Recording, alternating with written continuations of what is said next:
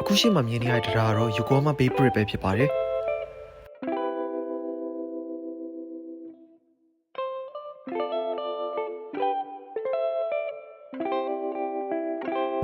ဟိုအရှိမှမြင်နေရတဲ့တာဝါက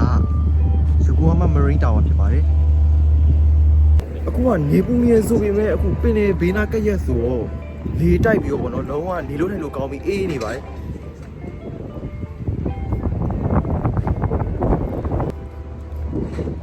အရှိကမြင်နေရဒီသင်္ဘောတွေက restaurant ထင်တယ်ဒီနားလေးမှာလာထိုင်နေတာလာထိုင်ပြီးတော့အေးလေးတောင်းရပေါ့နော်အခုကရေရမ်းစာနေလို့ကျွန်တော်တောက်စီကလိုက်ရှာနေတာဒီနောက်မှာဆိုင်ရမတွေ့ဘူးဖြစ်နေတယ်ကျွန်တော်ကဒီမျိုးတော်တော်သဘောကျနေပါပြီဒီရှင်းမှာဆိုဒီပန်းရနေဆိုရင်တကယ်မိုက်တယ်နော်ပစ်ကနစ်ထွက်တာတော့မဟုတ်ဘူးဆိုတော့လုံးဝတော်မိုက်တယ်ကျွန်တော်ဒီနေရာတွေအခုဒါပထမဆုံးလာဘူးတာပေါ့နော်ကျွန်တော်ပထမယူကောမောက်ကျွန်တော်တစ်ခေါက်လောက်တော့ရောက်ပြီပေါ့နော်ဒါပေမဲ့တစ်ခေါက်ကခဏတော့ဝင်လာလေရပါတော့ချိုင်းနာတော့ခဏတော့ဝင်လာပြီးပြန်သွားတာဒုတိယတစ်ခေါက်ကျတော့အလုပ်ကိစ္စနဲ့လာဆိုတော့ဘယ်မှမလဲရဘူးပေါ့နော်အခုတစ်ခေါက်မှသာကျွန်တော်အခုလိုနေရတာပေါ့နော်လူတွေကတကယ်ကိုနေလို့ကောင်းပါတယ်ဒီပင်လယ်နားဆိုရင်ဒီတဖြူးဖြူးတိုက်ပြီးတော့အရန်နေလို့ကောင်းပါတယ်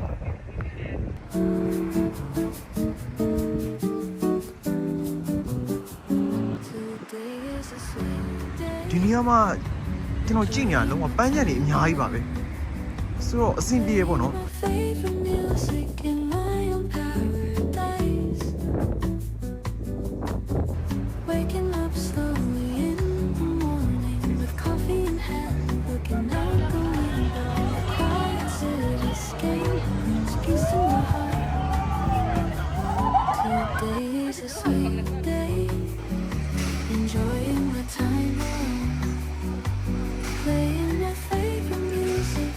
ကျွန်တော်ကတော့အရှိမမြင်နေရတဲ့ဟာကြီးစီးပါမယ်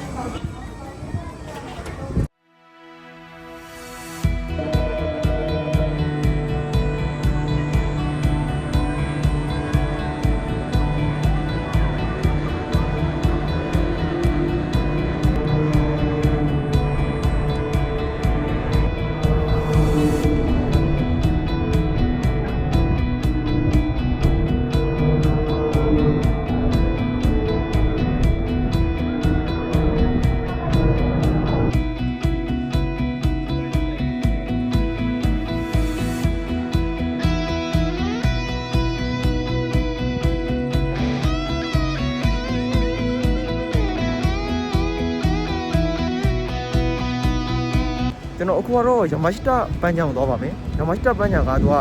ပင်လယ်ဘေးနောက်မှာလောက်ကတော့လမ်းလေးရှောင်းရင်းနဲ့အပန်းဖြစ်လို့လည်းရမ်းကောင်းတယ်ပေါ့နော်လှလည်းလှတယ်အခုချိန်မှလို့ပန်းနေလည်းအဆုံးရှိရဆိုတော့ယာမာရှိတာပန်းချောင်းသွားကြည့်ပါမယ်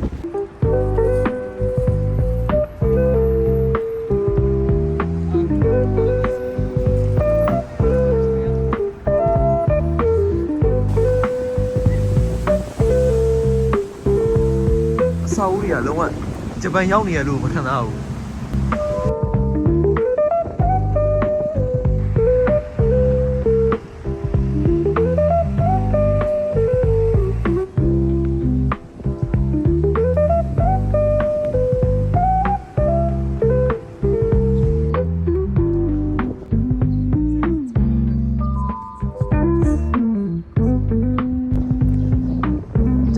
လာတာယာမာရှိတာကိုလာပေါ့နော်ဒါပေမဲ့ကျွန်တော်လမ်းဖားပြီးတော့အိုဆန်ပါရှိတရားကိုရောက်လာတယ်အဲ့တော့မထူတော့ပါဘူးဒီတရားကလည်းတကယ်နာမည်ကြီးရဲ့နေရာဆိုတော့သွားကြည့်ပါမယ်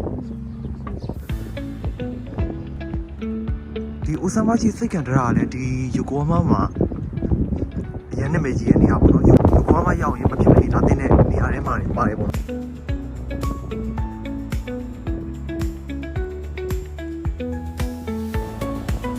ရှိမှာ pre-wear ညိုက်နေပါတယ်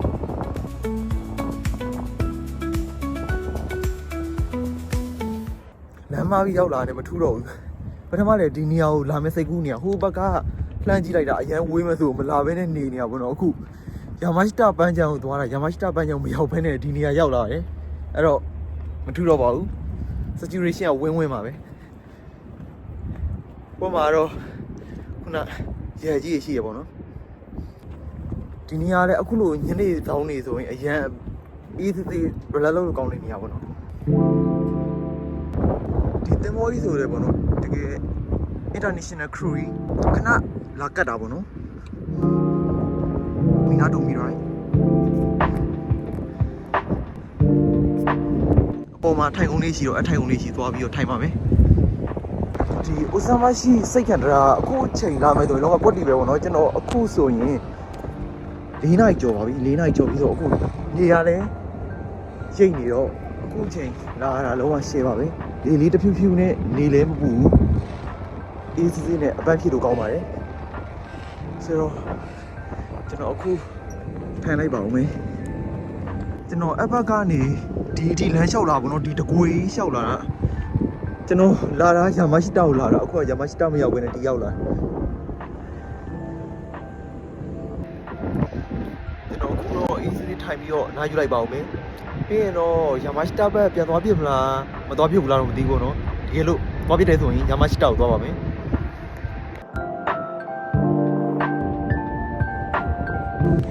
ဒီဘက်မှာမြင်နေရတာတော့ချူကောမှာ Bay Bridge ဖြစ်ပါတယ်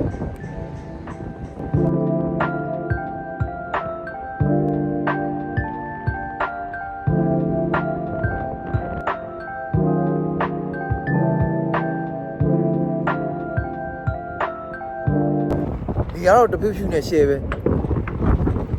ထိုင်နေရကြတော့အေးပါအေးရာကြီးကဆောင်းတွင်းဘက်ဆိုရင်ဒီနေရာတော်တော်အေးပါလေအခုຫນွေဘက်မှာတော့လေတိုက်တာတော်တော်အေးတယ်ကျွန်တော်တို့အခုမြင်နေရတဲ့နေရာကတော့ illumination show တွေပြတဲ့နေရာဖြစ်ပါတယ်။သူကနိုဝင်ဘာလကနေမတ်လအတွင်းလေးပဲပြပါတယ်။ကျွန်တော်အားလုံးကြည့်လို့ရအောင်လို့ဗီဒီယိုလေးထည့်ပေးပါမယ်။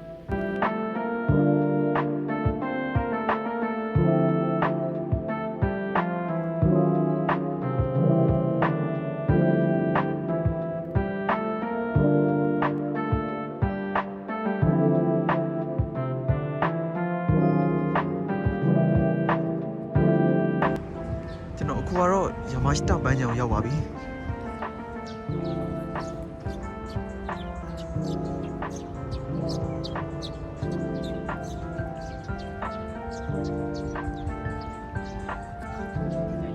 ဒါကတော့ခုနမြင်ရတဲ့ယိုကိုဟာမဘေးပါ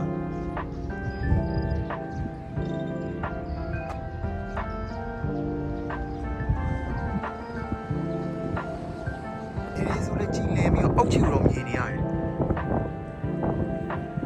ကြည်စိမ့်ညာပဲ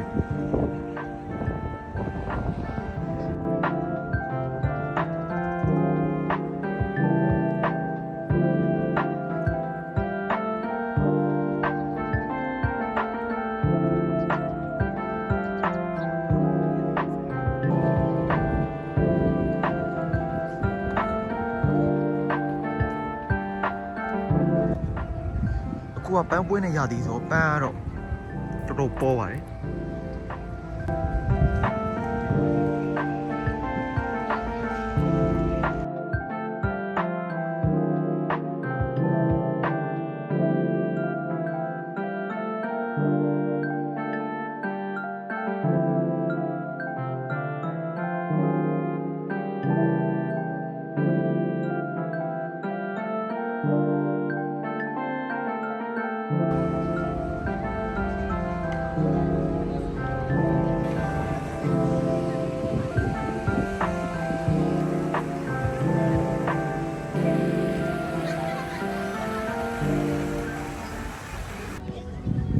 ဒီအရှိရမြင်ရတဲ့တင်မောကကြောက်ချထားတာပါ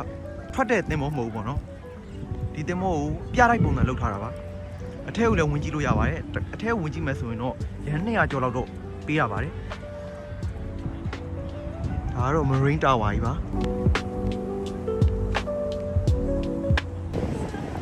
ဒီတင်မောကဂျပန်မှာဟိုးရင်တော့သုံးဆွဲခဲ့တဲ့တင်မောပါအခုကတော့ပြလိုက်နေနဲ့ဖွင့်နေထားပါတယ်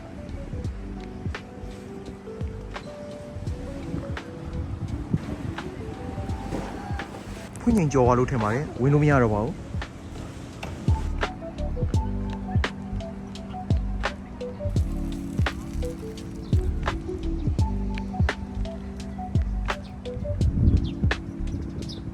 ပန်းချံတွေလှုပ်ထားတော်တော်သဘောကျစရာကောင်းတယ်တော်တော်လေးကိုလှပါတယ်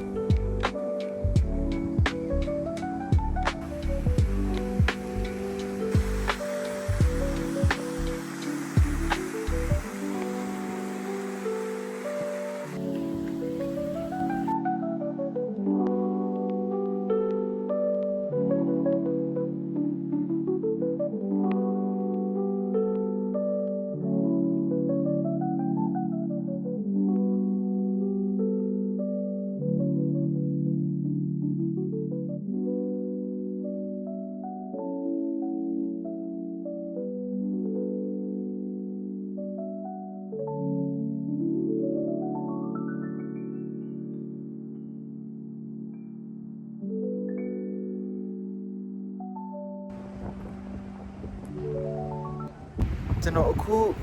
ပြန်ကန်ဒီတရုတ်တန်းသွားနေတာပါတရုတ်တန်းနဲ့လည်းခုနပန်းချက်နဲ့နီးရဲဆိုတော့တရုတ်တန်းကိုကျွန်တော်လမ်းလျှောက်ပြီးသွားတယ်ပြီးရင်တရုတ်တန်းမှာဘာစားမလဲဆိုတာကြည့်ပြပါဦး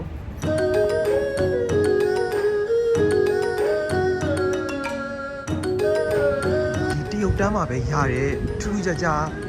နာမည်ကြီးတဲ့စားစရာလေးတစ်ခုရှိပါတယ်အဲ့ဒါကိုကျွန်တော်တို့သွားစားပါမယ်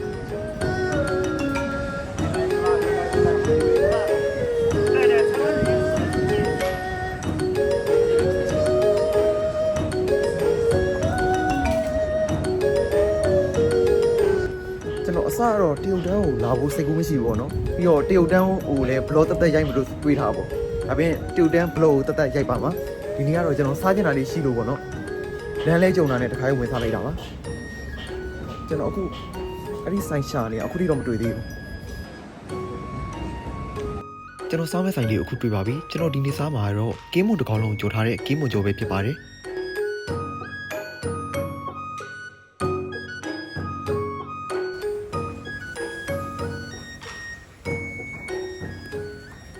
အခုကတော့ရပါပြီတကယ်ကိုအကြီးပါပဲကျွန်တော်မျက်နှာထက်တောင်ကြီးပါတယ်ကဲအခုကတော့ကျွန်တော်မြည်ကြည့်ပါမယ်ဒါကျွန်တော်ပထမဆုံးစားတာဘာတစ်ခါမှမစားဘူးပါဘူး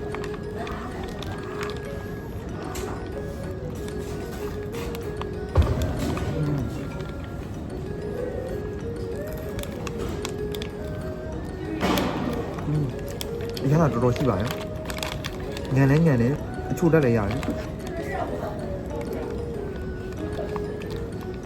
ရှေ့ပါပဲ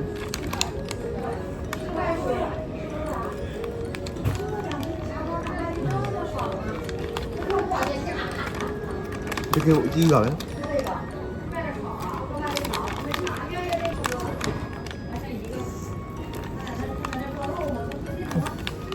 ဘယ်တော့ဒါကြီးကျွန်တော်ထိုင်နေတဲ့ကုန်မှာမဟုတ်ဘူးတဖြည်းဖြည်းနဲ့စားမှရပြီ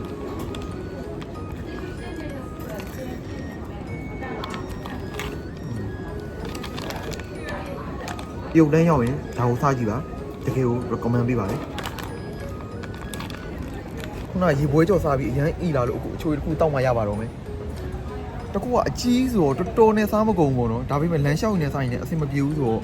တခါပဲကုန်စားလိုက်တာတော်တော်အီနေပါပြီအရသာတကယ်ရှိပါတယ်